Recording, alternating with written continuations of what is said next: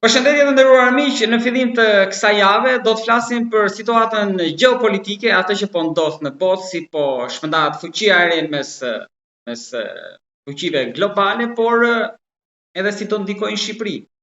Si pritshmëritë këtu janë të mëdha, sidomos nga opozita, që ta bëjë Shtetet e Bashkuara atë që nuk po arrin ta bëjë ajo. Për gjitha këto çështje do të flasim me mjeshtrin e madh, diplomatin, ambasadorin shkrimtarin, publicistin, Zoti Jorgji Kote. Zoti Kote, përshëndetje dhe faleminderit shumë. Përshëndetje, faleminderit juve për këtë mundësi për të komunikuar me gjithë ata që na ndjekin dhe që ndjekin, edhe përgëzime për gjithë punën tuaj gjatë vitit kaluar dhe urimet më të mira për 2026-ën. Faleminderit shumë, jam shumë i njohës edhe nga ana ime dhe gjithë shikuesve, urimet më të mira edhe për ju. Ambasador, më duket sikur ajo shpreha gjen shumë vend këtu që e përdorim edhe ne, shejtani ka dalë nga shishja, po çfarë do ndodh tani në këtë vit që sapo ka nisur? Juve e keni dhënë edhe tek emisionet tjera edhe te portali juaj, është një situatë vërtet një lëmsh i madh, një ekuacion me shumë të panjohura.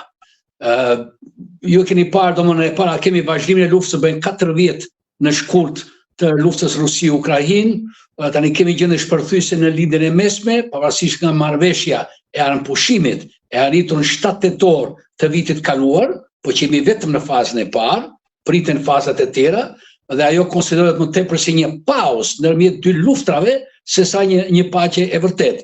Kemi pastaj ditët e fundit, pra në 2 janar, sulmin unikal që bën Shtetet e Bashkuara të Amerikës dhe kapjen e Maduros.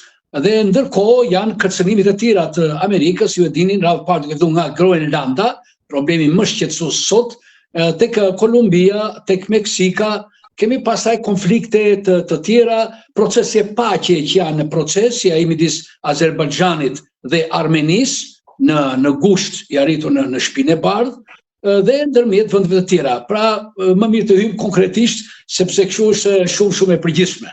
E vërtet, por në fund të gjithë kësaj ka më shumë shanse që ndoshta fjalë e madhe, po të shpërbëhet NATO për shkak të Groenlandës apo të rrezohet regjimi në Iran.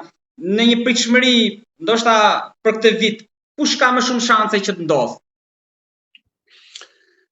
Tani këto janë profecira, dhe nuk dua të bëhem profetit keqes, dhe si diplomat nuk lejohet, por në fakt tek Groenlanda, pavarësisht nga situata rënd, e shkaktuar nga kërcënimet e presidentit Trump, diçka unikale, pa njohur ndërmjet vendeve aleate. Megjithatë ka besim dhe unë si diplomat, diplomacia deri në fund lufton. Ndryshe kur dështon diplomacia ka luftë. Besoj që ky problem do të zgjidhet në marrëveshje midis Danimarkës, Shtetet e Bashkuara të Amerikës, NATO-s dhe Bashkimit Evropian. Sepse as vetë Amerikës, pavarësisht se Trumpi e tha që po që se prishet NATO, le të prishet, por nuk i intereson.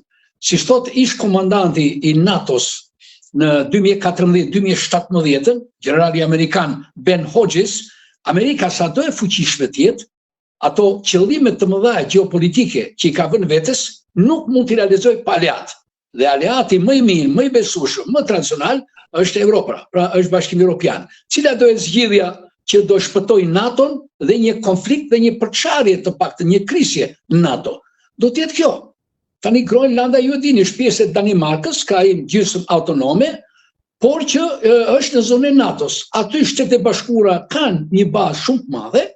Tani problemi shtrohet që, meqense Kina dhe Rusia e kërcënojnë, siç thonë SBA dhe presidenti Trump, atëre NATO shumë mirë dhe Danimarka mund t'i lejojnë Shtetet e Bashkuara të Amerikës që ta mbushin Groenlandën me baza tjera ushtarake. Pra të armatosin atë, ta forcojnë sigurinë në Groenland, në mënyrë që as Kinës, as Rusisë dhe as kujt tjetër mos i shkojnë në mendje ta sulmoj apo të rrezikoj Groenlandën dhe kësaj Amerikën dhe NATO-n.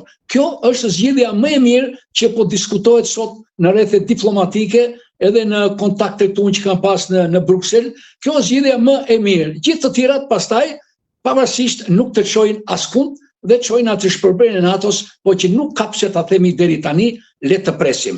Sa për Iranin, edhe diçka te kjo është një zgjidhje e mirë edhe kështu me dëshirën e Shtetet e Bashkuara se kaq mund të lejojë Europa, apo Europa se mund të imponohet? E ka atë fuqi që mund të imponohet në këtë zgjidhje apo varë çfarë kupton me imponim, në rast se ka parasysh imponim ushtarak, imponim kërcënim me siguri, nuk mund ta bëj dot Evropa këtë gjë, edhe mund ta bëj, po pa asnjë rezultat, dhe aq më tepër kur ka parasysh mbështetje amerikane për Ukrainën. Pra Evropa ta kuptojmë, është shumë e kufizuar, shumë e cunguar në këtë mes, pse në radhë të parë i mungon fuqia saj ushtarake, po dhe politike, se ka përçarje brenda Evropa. Keni parasysh Hungarinë, Slovakinë, po nga ana ushtarake nuk e bën. Dhe e dyta, Evropa ka hallin e Ukrainës. Shikoni se ç'po bëhet. Si do vjen në Ukrainë?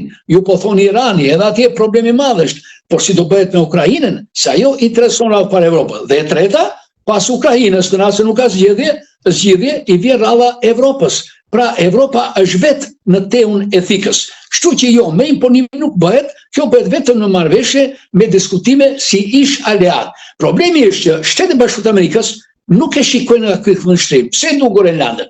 E duan Groenlandën në kuadrin e asaj doktrinës transaksionaliste. Unë e kam theksuar edhe në herë tjera në shumë shkrime. Doktrina baze e Trumpit është transaksionet, ujdit. Pra ai do ujdi tregtare që të fitoj Amerika e para. Prandaj dhe do Groenlandën, sepse ai thot nga 20% e pasurive botërore që ka Groenlanda, se ka shumë pasuri, metale të rralla tjera, vetëm 1% shfrytëzohet. Dhe Evropa, thot ai, Danimarka nuk ka mundësi ta bëjë këtë gjë dhe as të garantoj sigurinë. Prandaj do unë ta blej, prandaj do unë ta marr. Ktu është pika e madhe që duhet zgjidhur. Po përtej edhe në tokës, tani tek NATO ju i dikisht qëndron, sikur e thatë edhe ju, edhe do vazhdoj. Por de facto ka psuar një goditje të fortë dhe më shumë do varet tek aleanca dypalçe mes shteteve, marrëdhënie bilaterale se sa të pritet në një pesë, mbrojtja, e më the tash gjithë tjera. Padyshim, ke shumë të drejtë. Ky është një nga shqetësimet mallore, unë e kam thënë qish vjet në shkurt, dhe me strategjinë e re të sigurisë kombëtare, Shtetet e Bashkuara, presidenti Trump e bën fare të qartë që ata nuk duan të jetin më për aleancën me Bashkimin Evropian.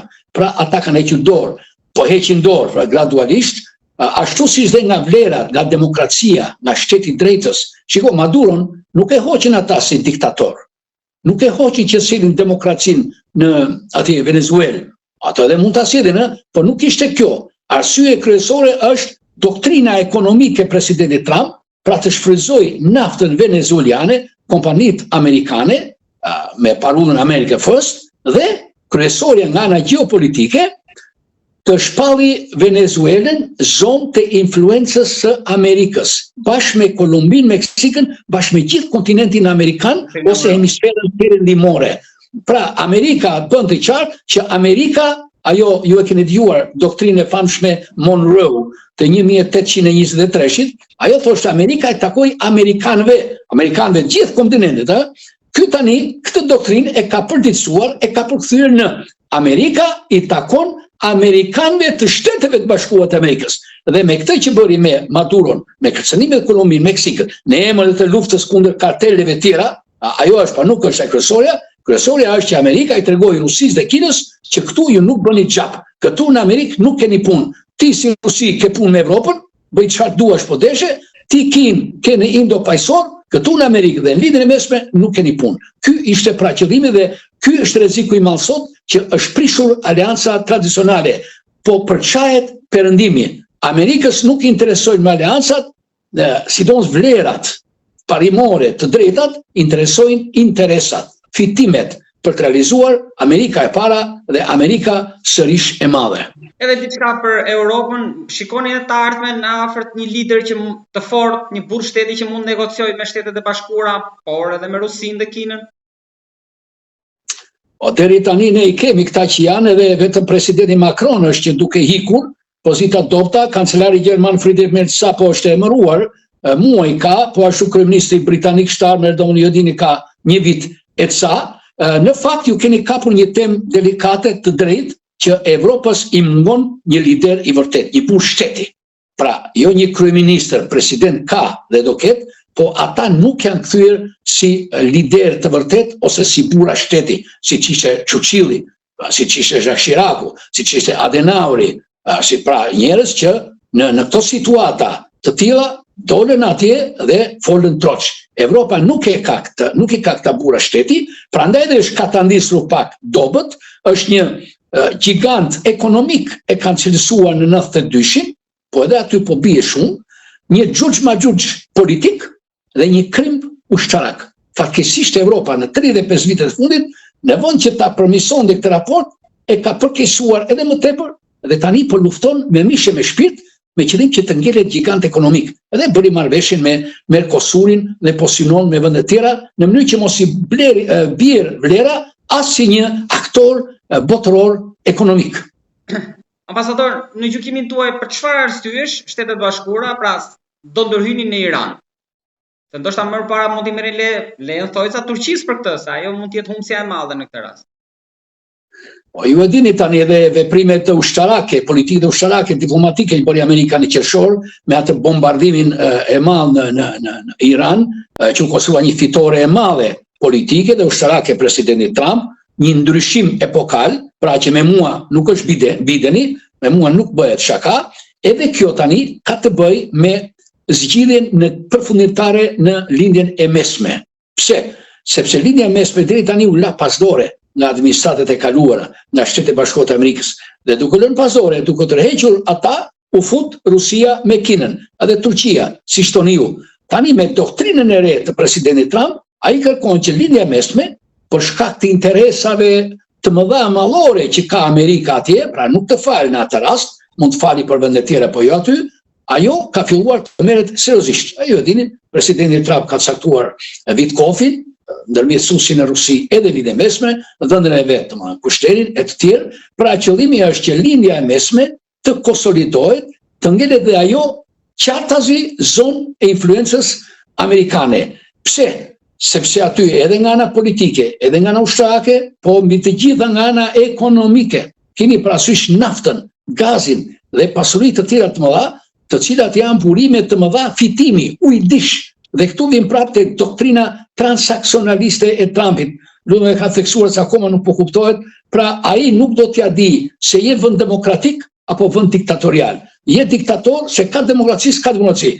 Çfarë i intereson atij është që ti të veprosh në përputhje me interesat amerikane. Dhe së dyti, Amerika të fitoj ekonomikisht, të fitoj në tregti me qëllim që të realizojë parullën Amerika e para dhe Amerika përsëri e madhe. Ky është edhe qëllimi që Trump po punon me ngul me shumë vështirësive. Ju e dini, as Clintoni nuk arriti dot të bëjë një marrëveshje paqe, ai po merret me gjithë vendet arabe. Ju keni parë, me Arabinë Saudite, me Sirinë, ndryshimi i sistemit, me Kuvajtin, me Katarin, me Izraelin, po, bile duke sfiduar dhe normat e të drejtës ndërkombëtare. Kjo është një nga tiparet e tjera të presidentit Trump, pra ai po injoron të drejtën ndërkombëtare, diplomacinë shumëpalëshe. Ju e pat, doli nga 66 organizata ndërkombëtare, 31 prej cilave nga OKB-ja. Pra, është tamam ajo doktrina e tij, prish tradita, prish aleansa, prish vlera, shkatro rendin e sotëm ndërkombëtar, me qëllim që të rikthehet ajo teoria e mbarshme e luftës ftohtë e zonave të influencës dhe ligji i më të fortit. Unë që jam më i fort se ty, unë bëj namin, unë të bëj çfarë të dua me ty, dhe nuk duhet t'ja di, siç e tha presidenti Trump, fare për të drejtën ndërkombëtare. Të drejtën ndërkombëtare e bëj unë, thot ai, e bën më i forti. Pra ky është synimi i Shtetit Bashkuara që dhe lindja mesme të kthehet në një burim, në një oazë të përhershëm fitimi për Shtetet Bashkuara, të jetë stabil, në mënyrë që mos i krijojë probleme as politikës dhe as ekonomike, dhe kështu Amerika me këtë zonë të fuqishme influencë, gjithë kontinentin Amerikan, gjithë lindjen e mesme, me Evropën tani do i trajtoj si klient, jo më si alleat, pra dhe me ata aty ku intereson, do bëjej me Gjermaninë, sidomos me Francën, Britaninë, në mënyrë që ai t'i kundërvihet me sukses dy fuqive të tjera të mëdha, Rusisë dhe Kinës. Pra, bota tashmë sipas Trumpit do ndahet në 3 zona të mëdha influencë: Amerika, Rusia dhe Kina. Ndërkohë, ju e dini, ai ka propozuar krijimin e asaj famshme C5. C5-a është sfida e G7-s. Pra do jetë Amerika, Rusia, Kina, Japonia dhe India. Kjo do të jetë një sfidë e hapur ndaj G7-s, ku është Franca, Britania e Madhe, Gjermania dhe Italia, i cili është një grupim demokratik i shtetit të drejtës, kurse C5-a do të jetë thjesht një aleancë interesësh. Me të goditjen nëse do ta bëjnë në Iran, pasi Putin një nyje me Venezuelën Kinës, mund t'ja këpusë edhe me Iranin për naftën, por ndërkohë që i hap krahun Izraelit nëse bie regjimi i mullave, por në këtë mes, ashtu sikur më lejo të ngulmoj edhe një herë tek Turqia, ajo ndoshta është më e rrezikuar Erdogani sepse ndoshta e ka rradhën kurdët pastaj. Ashtu është, në fakt Turqia ka qenë fituese në gjithë këto lëvizje të mëdha tektonike gjeopolitike. Keni parasysh lufta Rusi-Ukrainë, ai ishte dhe mbetet ndërmjetësues, ka janë zhvilluar bizetime, pra një faktor i rëndësishëm. Po ashtu në Sirin, në lindjen e mesme, ju e dini, ai ka kërkuar të jetë forcë ndërmjetësuese paqes ndërkombëtare për garantimin e paqes që nuk po krijohet akoma, po Izraeli kundërshton. Në këtë rast tani, për shkak të kontradiktave, konflikteve të tij, papajtueshme me Izraelin, natyrisht që Turqia është, si më thënë, ka pasur një shuplak, si më thënë, por gjithsesi keni parasysh që Turqia është fuqi e madhe, politike, ekonomike dhe ushtarake. Është në NATO, është bile krau, vendi më i fuqishëm i kraut perëndimor të NATO-s, është fuqia e dytë më e madhe ushtarake në Evropë, është aleate tradicionale e Amerikës, pavarësisht nga konfliktet, nga grindjet që kanë pasur, kështu që mendoj kjo është diçka e përkohshme që as Turqisë dhe as Shtetet Bashkuara nuk intereson. Po është një problem i rangut të dytë, Shtetet Bashkuara kanë hallë një herë të garantojnë marrëveshjen e paqes. Tani do filloj faza e dytë, tërheqja e Izraelit, çarmatosja e Hamasit, për të vazhduar pastaj me zgjedhjet në Palestinë, për kryer autoritetin e ri, reformimin e autoritetit palestinez, me qëllim që të marrin në dorë qeverisjen në Gaza. Dhe deri atëherë do të jetë kjo trupa ndërkombëtare, administrative dhe ushtarake, por që nuk po krijohet, nuk është kaq kollaj. Ky vit do të ikë pikërisht me përgatitet për atë proces. Kështu që tani për tani gjërat ngelen kështu, Turqia natyrisht nuk është në atë pozicion favorshëm, siç e thoni ju, po Turqia ka pasur edhe më parë raste të tilla dhe fal diplomacisë së të aftë, leadershipit të Erdoganit, ka 20 vjet president, po dhe interesave të mëdha ekonomike, ushtarake dhe politike të Shtetit Bashkuara, me siguri do të gjendet një modus vivendi dhe për këtë, pasi të jenë zgjidhur probleme të tjera të mëdha në lindjen e mesme. Ndërkohë që Rusia po përparon ende s'dim diçka konkrete çfarë po bëhet me planin, se negociatorët thanë që jemi afër. Garancitë e sigurisë ta Zelenski para pak ditësh e kemi mbyllur me ato, por po duket gjikundi në horizont marrëveshja, ndërkohë që po bëhet përvjetori i rradhës i luftës. Ju keni shumë të drejtë, unë të gjitha interesat të më pashme me kolegë tuaj edhe në shtyp, pavarësisht një diplomat, po e kam shpërur aqik troç, me shumë keqardhje, edhe pse nuk dua të bëhem profet i skeqjes, e thash qysh në fillim, por duhet me qenë realist. Dhe me qenë se jemi bashkë, edhe një gazetar i nderuar dhe me portalin tuaj të nderuar, domethënë që dhe ndjekësit për respekt të gjithë atyre që na ndjekin, dhe i lutem të kuptojnë domethënë që unë nuk është se po gjykoj se unë nuk jam askushi, po jam një diplomat që ndjek situatat aq u tepër në Bruksel dhe jap mendimet e mia mbi bazën edhe të ekspertëve më të mirë që janë këtu në Bruksel, po dhe në Gjermani ku shkoj shpesh sepse kam qenë aty diplomat, edhe në shumë kontakte të tjera. Pra unë thjesht po i përcjell mendimet e ekspertëve më të mirë, natyrisht edhe me këndvështrimin tim nga përvoja ime si diplomat. Pra, paqja në Ukrainë, unë e kam vëtroç, jo paqja, para pushimin radh parë, le të themi është një hall e ftohtë. Tani diplomacia, media, ju e dini, bëjt të tyre, bëjt takime, jemi afër këto deklaratat në fakt, ne në diplomaci, diplomatët, i përkthejmë pra që nuk ka asgjë në dorë. Po e keni vënë re, thot, u takuam, thot, ishte një diskutim i hapur, konstruktiv, miqësor. Kjo do të thotë që nuk është arritur asgjë. Po nuk mund të thonë që s'arritëm asgjë, diplomaci nuk thuhet kur, siç po e them unë tani. Po e them unë sepse nuk jam në diplomacinë aktive dhe jam me ju dhe jam për respekt të ndjekësve. Pra nuk ka asgjë dhe nuk mund të ketë paqe të vërtet në Ukrainë. Pse? Shkurt edhe për ju. Unë e them është trekëndshi Bermudës. Trekëndshi famkeq i Bermudës, ju e dini, është edhe në këtë rast. Çfarë? Evropa dhe Ukraina duan paqe të vërtet të qëndrueshme. Çfarë? Që të largohet Rusia, të ndërpritet lufta dhe secili të vazhdojnë punën vet. Ukraina punën vet, të bëjë çfarë të dojë ajo dhe Rusia punën vet. Kjo është e pamundur të arrihet. Pse? Sepse kemi dy palë të tjera që janë në kundërshtim të hapur. E para Rusia do ta pushoj komplet Ukrainën, fillimisht në 20%, me qëllim pastaj që të vazhdojë më tej, për të rikrijuar perandorin cariste ose sovjetike. Këtë nuk e them unë, ka thënë fani Putini, e ka shpallur që shpërbërja e Bashkimit Sovjetik ishte katastrofa më e madhe dhe ne do ta përmbysim atë situatë. Dhe kjo është e qartë fare tani dhe nuk ja vlen të diskutohet me teorira. Pra, në këto kushte, Putini, pas 40 lufte, nuk ka kursësi si tërhiqet atje të paqe. Paqe po, thot ai. Paqe po, si? Me shumë jo për Ukrainën. E para, Ukraina jo në territoret e 2014. Pra të dorëzoj, ajo dini, Donetskun, Luhanski, pra 20% territorit, edhe atë që nuk ka pushtuar Rusia. Ky është kulmi. Një precedent tepër i rrezikshëm drejt ndërkombëtare. Do rritet Oreksi, do fillojnë gjithë pastaj. E pushton një pjesë ai, që nga Serbia, dhe pastaj thot, ma le mua aty këtë pjesë, dryshon të bëj nami. E dyta, Ukraina jo me ushtri. Këtë një ushtri të vogël të dhe. Ukraina jo në NATO. Të mos hyjë në NATO. Thot ai. Jo trupat huaj evropiane dhe amerikane në Ukrainë. Kjo është paqe i Rusia. Po kjo nuk është paqe, po këtë e quajnë pushtim, kapitullim të ri të Ukrainës. Gjithë politikanët të Ukrainës dhe politikanët perëndimor. Nga ana tjetër kemi Shtetet e Bashkuara, që deri dje mendoi do ishte faktori kryesor për ta detyruar, si shtat ju, për ta shtrënguar me diplomacinë e forcës, që të riqej Rusin, ai ka bërë të kundërtën, e mban shumë mirë me Putinin dhe më keq me Zelenskin, ju keni parë gjithë ato incidente. Pse? Amerika nuk ka interes për paqe të vërtet të qëndrueshme, si që i tham ne, Ukraina me Evropën. Ajo do një ujdi dhe Trumpi është shqetësuar, jo pse vazhdon lufta, si thot ai luftë kot, por nuk është luftë kot, si që ka luftë kot. Pra Trumpi do një ujdi, të mbaroj sa më shpejt lufta thot, që të bëjmë ujdi tregtare. Me Ukrainë e ka bërë, po do ta bëjmë me Rusin, sepse në luftë nuk i shfryzon dot pasuritë e Ukrainës me ta leteralla. Prandaj ai do sa më shpejt që të arrihet armëpushimi. Paqe nuk e ka dhe ka shumë era ka i popull armëpushimi. Pra shikoni që janë 3 interesa të kundërta.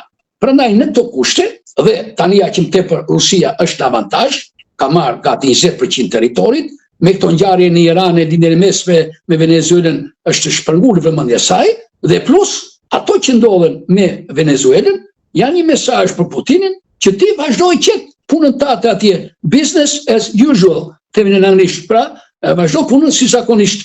Ti bëj aty çfarë të doj qefi. Praktikisht, ky qëndrim e jep. Keni parë ju një kërcënim nga Trumpi? Jo. Nuk e ka pse, sepse ai kërkon me çdo kusht këtë ujdi. Kjo ujdi nuk paralizohet, kjo e ka nervozuar Trumpin, prandaj ai ka thënë që unë mund të largoj fare, le ta zgjidhë Evropa, se nuk është lufta ime, është lufta e Bidenit dhe lufta e Evropës.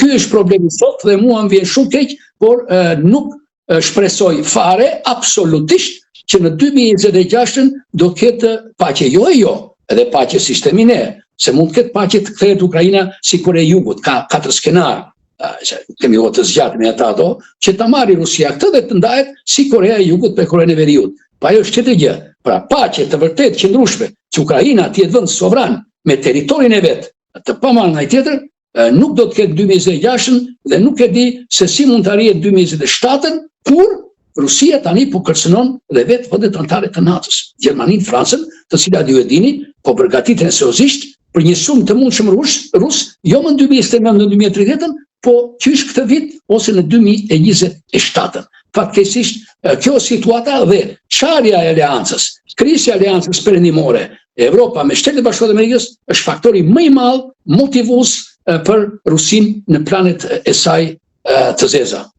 Për të ardhur tek çështja e fundit në Shqipëri, si do ndikojnë gjitha ato zhvillime globale, gjeopolitike në Tirana? Ka shanse pra që të ndikojnë, si ju thatë pak më lart, që Trumpi nuk është interesuar shumë për demokracinë, por për marrëveshje, biznes. Ndërkohë që opozita këtu shpreson që një pjesë e tyre nuk e kanë fshehur edhe faktin që një skenar si i Maduros. Është më e keq domo me gjithë respektin që kam për opozitën, ka plot personalitete dhe ekspert, të cilët unë i kam miq, kam bashkëpunuar me ta, i kam pas shefa ose shefe në diplomaci, dhe natyrisht ata kuptojnë situatën. Këto janë situata komike, keshërake, që nuk i shërbejnë forcimit të opozitës, por përkundër i dobësimit saj. Nuk mund të ketë as i krahasim.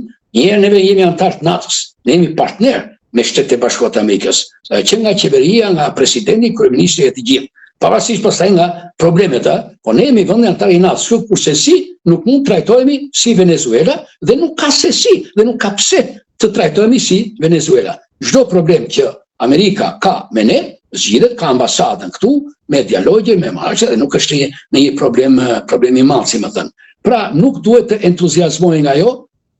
E dyta, ajo që thash, po, ju drejt e prekët, pra që më tepër që Trumpi nuk ka në interes për opozitën, për demokracinë, për vlerat, pra që të ndrojë një regjim të azëm tek neve, që zgjedhur gjithsesi, pavarësisht nga vrejtjet që janë zgjedhur, ta marrë dhe ta përpranë.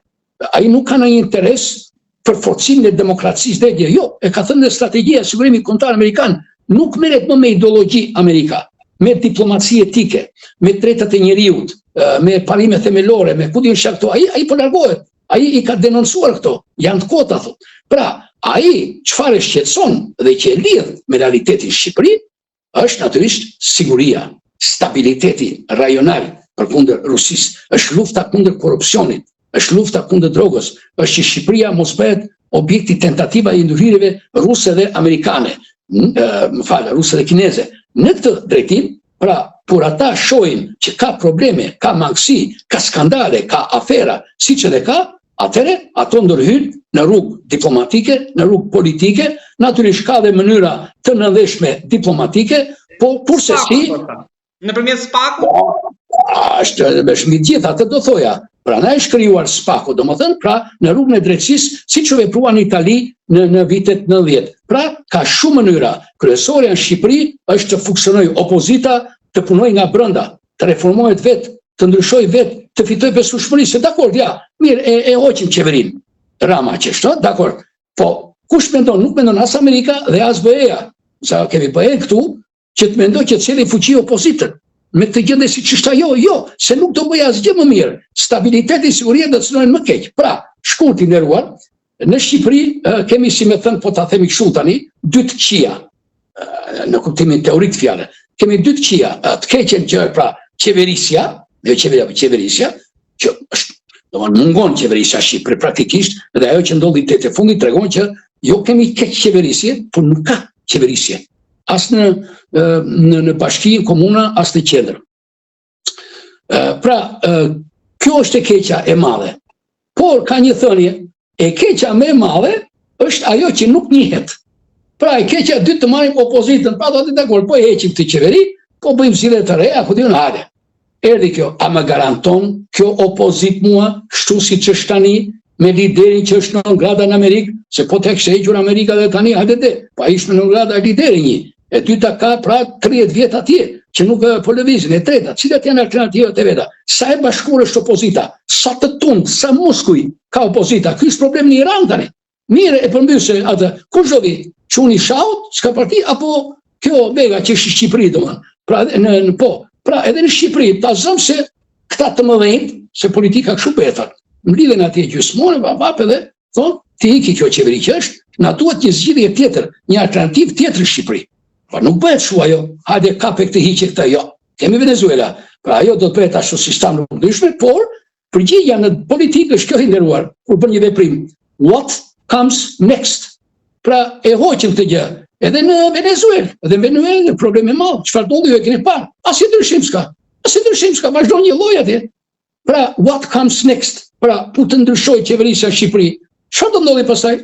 Kush do vjen pushtet? Do bijmë opozitën me njëherë kështu? A do bëhet qeveri koalicione, si do bëhet? Por të gjitha këto, Evropa dhe Amerika, shikojnë opozitën. Këto mitinje, protestat që bën ajo, sikur janë spektakle. Protesta do shpërtheni vetë, vini nga baza, nga Shkodra, nga Kuksi, ngrihen dhe udhëheqja në qendër të vijnë në pozitë, si ti kanalizonte. Do thoshte qeverisë, ore, na mbiten unë, s'kam çfarë bëjmë, si ndodhi në 97-ën. Kurse tani ajo 3 javë para merr vendimin që 26 a 24 do bëj mitingun. Po mirë, ja e bëre mitingun, e pastaj ja nuk përmbyset të dhe me protesta me mitinje. Ato janë formë demokratike, ti bëj, po edhe ato i mungojnë opozitës tonë për fat keq. Pra, bota, Evropa, unë nesër do të kemi shkrim për këtë gjatë, e shohin që dhe opozita nuk ka fuqi, nuk ka njerëz, nuk ka bindje, nuk ka besueshmëri. Pse? Edhe për shkak të ndarjeve që psoi vitet e fundit. Po dhe tani, ne po kërkojmë atje, ajo ka filluar brenda prap tani, domethënë me Salianin, me këto. Pra, nuk është një opozit Dhe ajo duket qartë, po t'ishte me këto skandale që ka ndodhur, do ishte çuar lëvizje e madhe, domethënë. Edhe qeveria thoshte, "Ma, hajde të bizetojmë, të lutesh qeveria, hajde të bizetojmë dhe në fundit e bëjmë atë qeveri teknike." Po jo delen në çdo ditë konferenca shtype dhe do bëj qeveri teknike. Me kë do bësh, si do bësh? Kjo qeveri që është aktualisht, pavarësisht nga skandalet që ka e kritikat që kemi tëra, është një qeveri e lishme, legjitime, e njohur, fitoi për herë të katërt, me gjithë problemet e mangësit e gjitha, dakor. Po ti si opozit nuk ke përfitu nga këto, sepse nuk ke bindje, nuk ke besueshmëri, nuk të beson njerëzit. Dhe kjo është e kuptueshme. Me këtë duhet të merret opozita dhe jo të ndezi fishek zare të mendoj që do përsëritet situata e Venezuelës. Në asnjë mënyrë nuk ka asnjë lloj shansi në këtë anë, këtë me siguri. Po me opozitën e dobët dhe ky syri amerikan i administratës së re që është tërhequr, pra një tërheqje e butë nga ne, na dëmton. Po ajo është në kuadrin e politikës amerikane, tham doktrinës, pra ai nuk do të merret në deri tani edhe qeveria kishte një sy, po bën ambasada një reagim, çfarë ka thënë? Kurse tani i vetëm institucion që ne na përfaqëson jashtë është vetëm SPAK-u.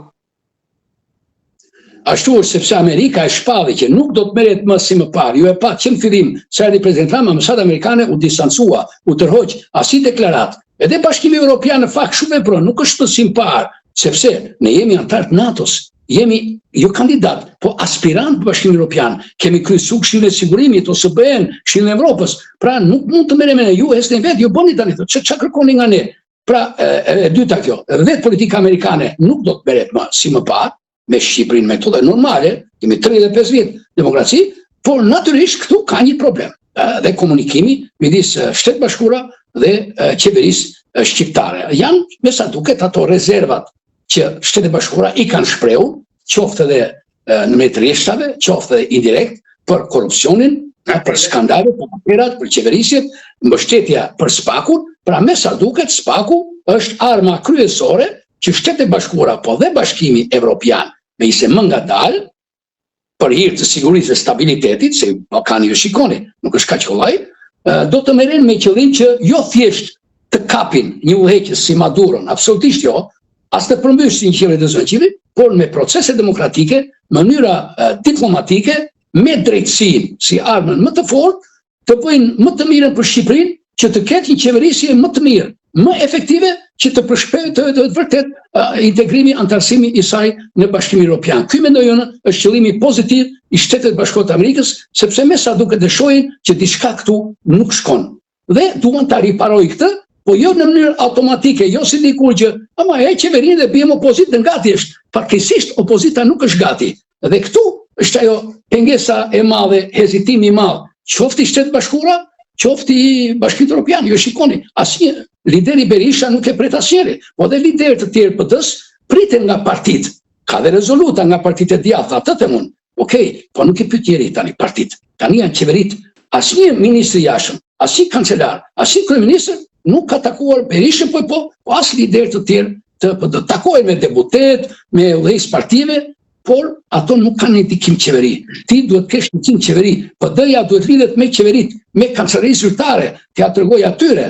Rezolutat partijake bëhen, por nuk ka kohë njëri të lexojë nga 40 faqe rezoluta, as Mersi vetë nuk e lexon rezolutën e CDU-s të partisë vet, kupton, sepse ka probleme të udhëheqjes dhe nuk intereson të merr të zihet ai tani me Ramën edhe me qeveritë, kupton? Ai ka politikën e vet, ka qëllimet e veta dhe vazhdon në një linjë dhe me Bashkimin Evropian dhe me Shtetet Bashkuara të Amerikës. Ky është qëllimi dhe unë besoj PD-ja, kuadrat e nderuar që kanë ekspertët do ta kuptojnë sa më shpejt në mënyrë që të bëjnë atë ndryshimin e madh të pritshëm për të pretenduar që një ditë nesër pas nesër nuk është shikohet të vinë në pushtet, sepse vendi ka nevojë për një rotacion politik. Ambasador, faleminderit shumë, jam i njohur shumë për mendimet që ju ndata analizën me publikun tonë. Të falenderoj shumë dhe të uroj më të mira. Unë ju falenderoj juve edhe gjithë djesve ju uroj edhe një herë një vit të ri sa më të marr, sa më të mirë dhe miru pjekshim raste të tjera. Gjithë të mira të nderuar. Faleminderit shumë, ambasador. Miru pafshim dhe më të mira.